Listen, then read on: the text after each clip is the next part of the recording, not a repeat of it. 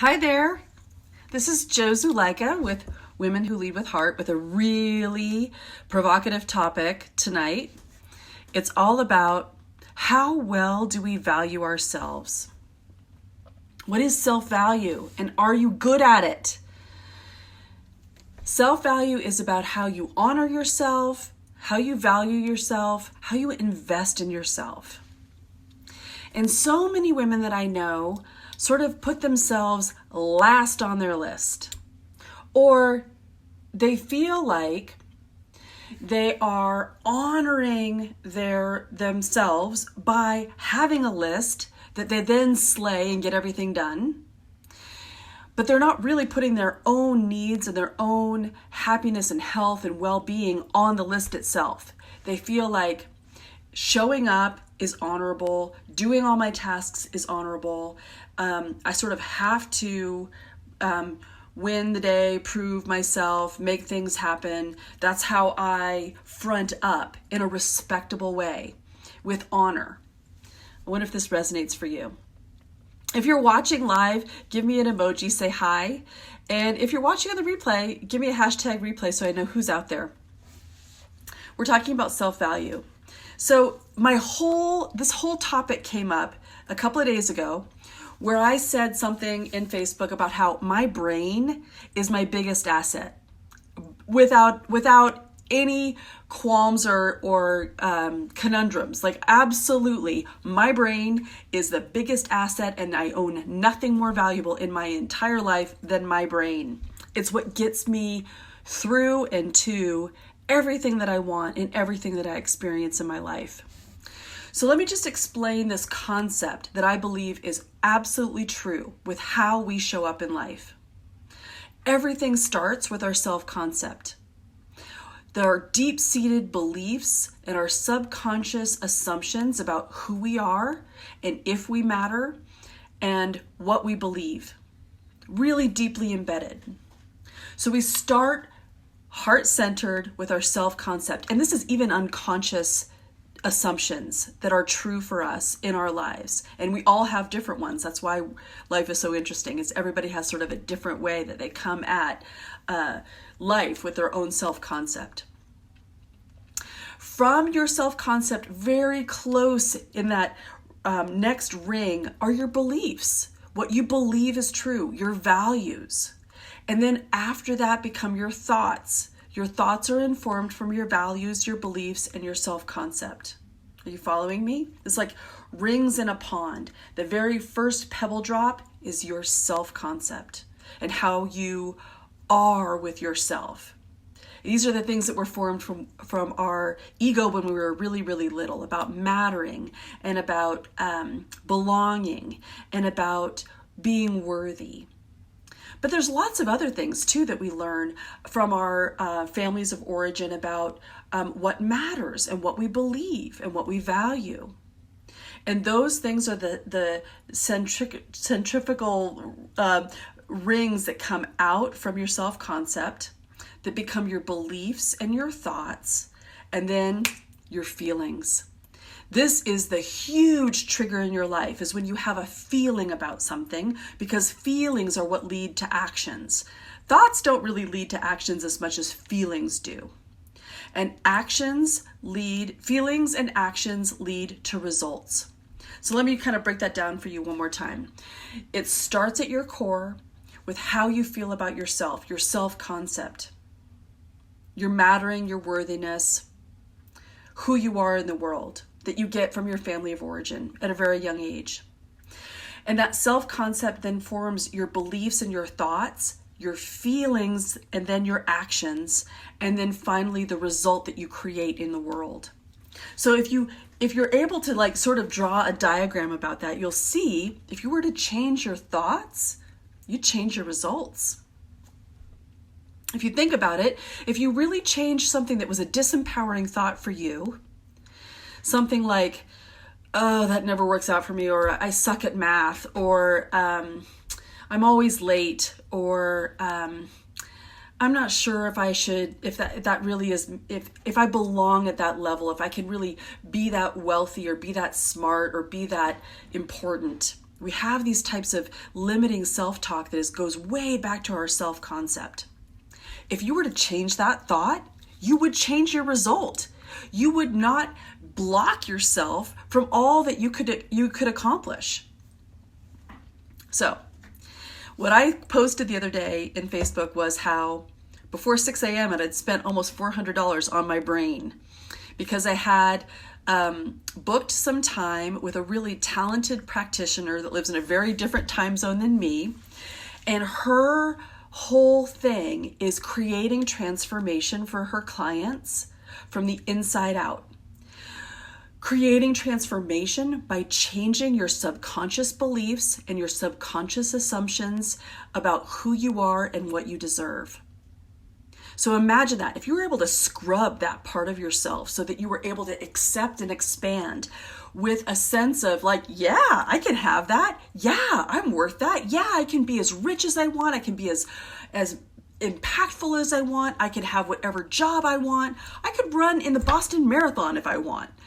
All of this is true when we change our subconscious beliefs that sort of hold us steady and staid and small in a way that keeps us safe and kind of related to our previous held notions of who we are and what we're capable of. But if you blew that window wide open, what would be possible for you? So I invested in myself, right? I'm like so happy to spend 45 minutes with an amazing practitioner that's going to bring me transformational results. And maybe I'll post about that later because that was just a few days ago and already I feel so different from the subconscious work that we were doing. And so what I asked my community was, how well are you with investing in yourself? And I got mixed responses. Some of my coaches and mentors are like, hell yeah, I know I need to invest in myself because when I invest in myself and my brain, it comes back to me times 100. Well, other women were like, oh, I'll come back to you on that. I'm not very good at investing in myself. Not so strong. I think one of them's watching right now. So hi. And what I'm coming online to say is that we're talking about how well you honor yourself. If you know that you are the tent stake in your entire life, not just for you, but for your partner, for your family, for your children, for your people, for your community, for your employees, for your boss, everything in your life starts with you because it's your life. If you really honor that and value yourself, you want to invest in yourself because that's the most important thing to be tending to, right? So let's just take it out. Let's say you really, really value your car. And so you like to get it detailed once a month and you like to have the Armor All and all of the leather and you like to make the sidewalls of your tires like gleam and you want the car to be waxed and you want it to smell good inside and you want it vacuumed and you want everything just to be so because you value your car. You tend to it, you invest in it, and you care about how it looks. I'm just using like a crazy example. You put high octane fuel into it. You always check the oil. You get in it and you enjoy it. You turn on the radio and you just get it. You know, if you value cars, then you drive something that you love to drive. And what my challenge is for you is you be that person for you.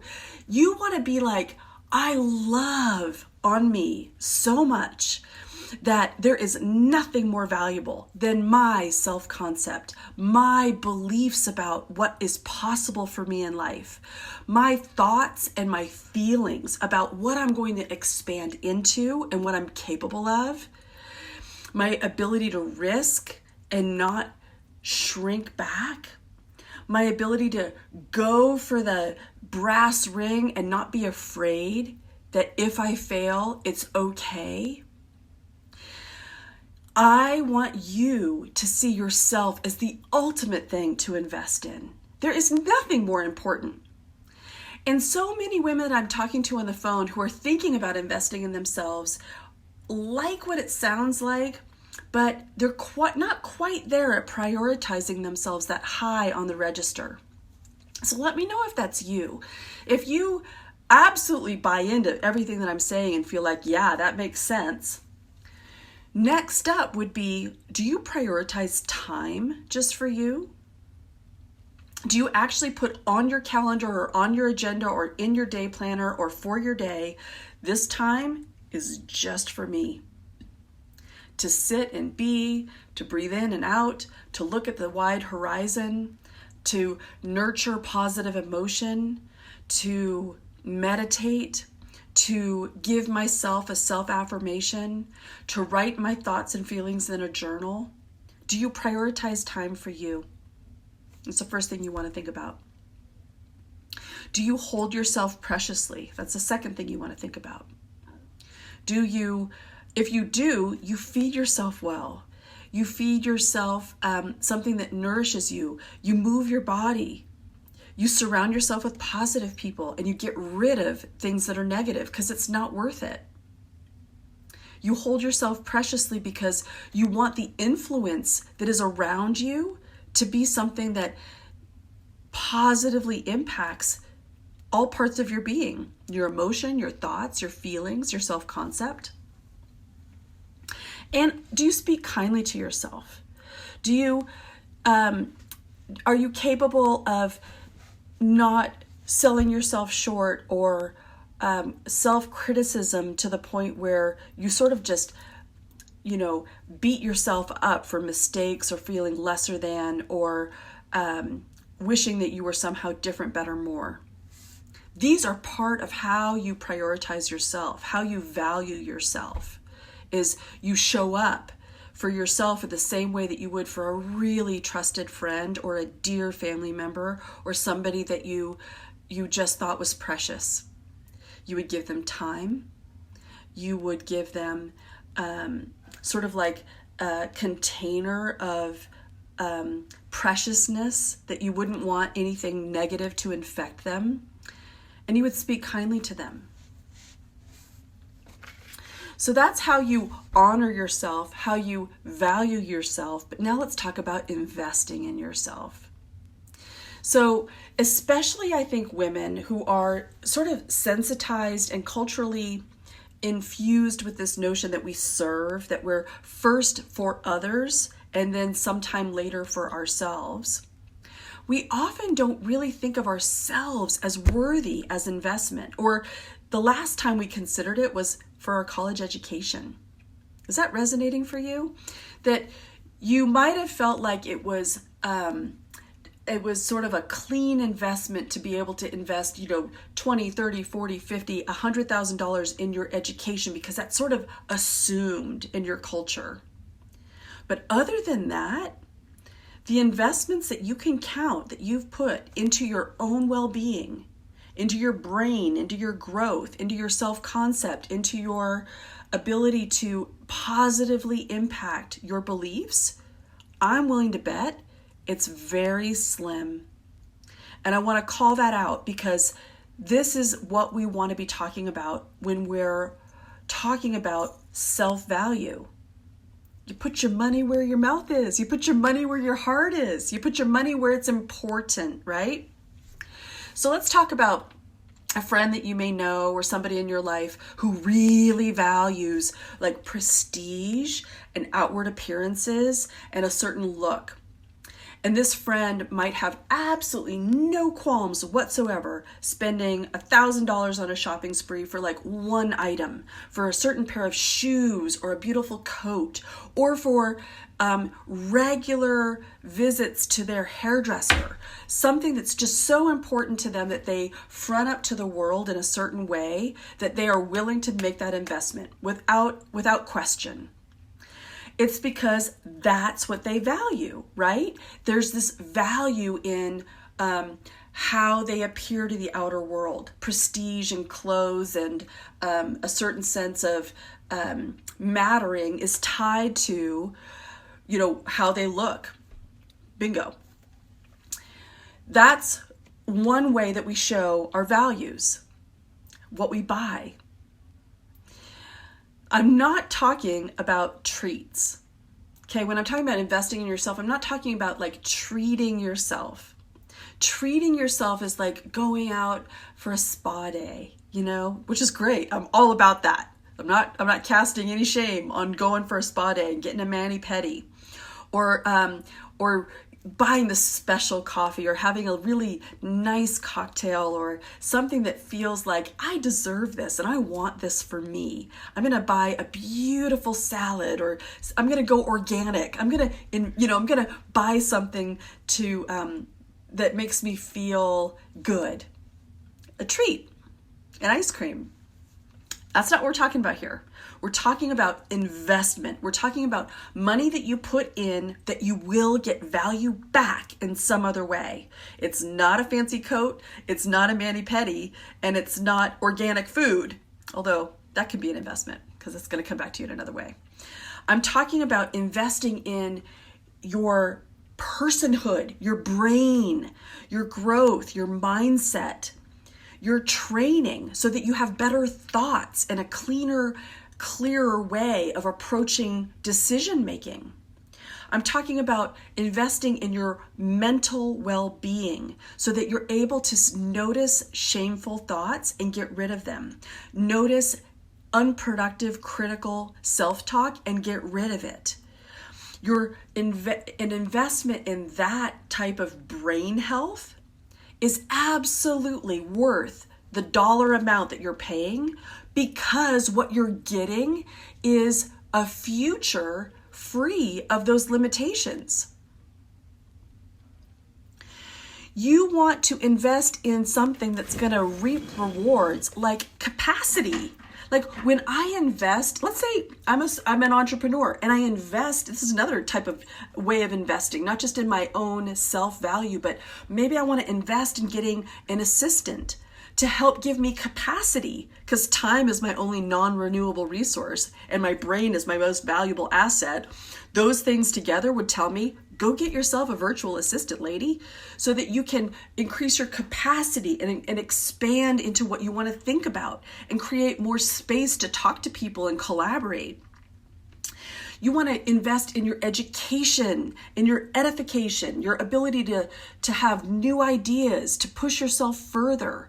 You want to invest in your learning, your capacity to handle new ideas. That's it, people. That's what you want. It's going to grow you, grow your fulfillment, grow your ability to impact, grow your ability to serve others in your community, whether it's your daughter, your fur baby, your partner, your mother, your friends.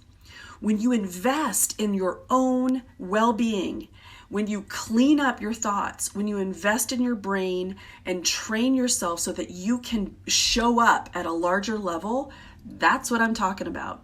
That's the money you want to spend. And so when I hear women on the phone sort of say to me like, oh, I don't know, that sounds like a lot of money for me to invest in my own personal development, I think, what other development is there?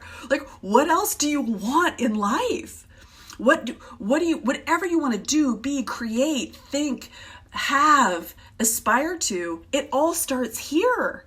So we all should be paying that forward. We all should be investing in how I can become a better human. And that starts with your self-concept, with your thoughts, with your feelings, with your beliefs. And sometimes you can only do so much you-on-you work, right? Like I love all the books. I have a beautiful library of personal development books and I cherish them and I will never say anything negative about my library. And yet, Tony Robbins says, when you stay in your head, you're dead. Because there's only so much I can do me on me coaching, me on me like awareness development. I'll get someplace, but I really do need guides and coaches and trainers and other practitioners to help break through new levels for me. Does that make sense? So you can keep growing. You can keep expanding. And my personal belief is when you really value yourself, the best money is you spending on you. So that's what I got. I'd love to hear your thoughts on it. Tell me where the resistance shows up for you when you think about investing in yourself. Go well.